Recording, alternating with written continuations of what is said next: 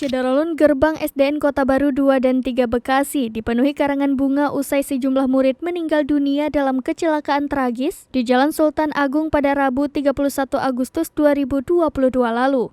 Suasana SDN Kota Baru yang dipenuhi dengan karangan bunga viral di TikTok dibagikan akun Belia Glow Official pada Jumat 2 September 2022.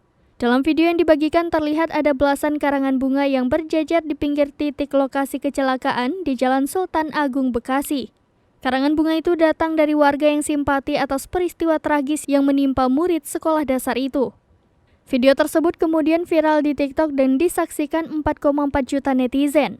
Sejumlah netizen juga mengaku berduka atas peristiwa kecelakaan yang menewaskan 11 orang yang mayoritas merupakan siswa SD.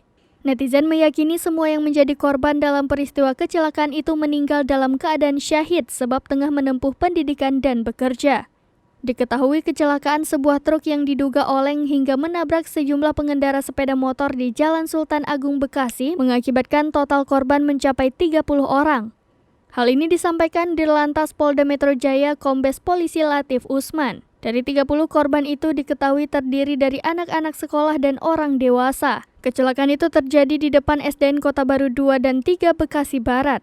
Menurut Latif, mayoritas korban diketahui baru saja keluar dari sekolah dan orang tua yang sedang menjemput. Selain itu ada korban yang merupakan pengendara sepeda motor dan pedagang makanan di depan sekolah.